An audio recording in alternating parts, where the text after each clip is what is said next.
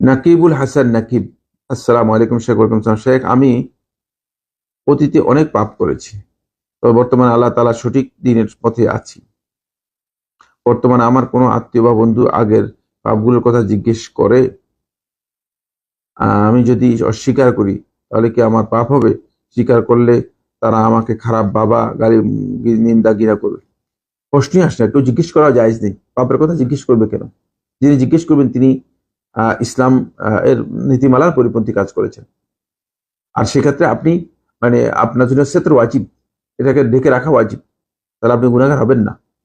আপনি যদি আপনি সেতরে করবেন সেটা মিথ্যা বলবেন না, আপনি সরাসরি সরাসরি মিথ্যা বলবেন, আপনি তাওইয়া করবেন যে মানে একজন ইমানদার ব্যক্তি কি এ ধরনের কাজ করতে পারে?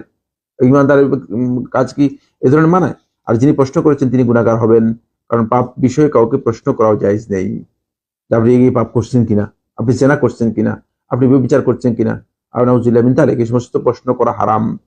মানুষদেরকে বিব্রত করে প্রশ্ন করা, যার মাধ্যমে তার নৈতিক অবক্ষয় অন্যের কাছে ফুটে উঠে, এ ধরনের প্রশ্ন করা হারাম। সুতরাং যিনি প্রশ্ন করেছেন তিনি গুনাহগার হবেন।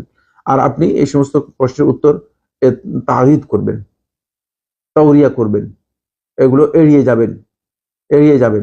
এগুলোকে সরাসরি এগুলোতে এড়িয়ে যাওয়া ওয়াজিব, শুধুমাত্র জায়েজ নয়, ওয়াজিব।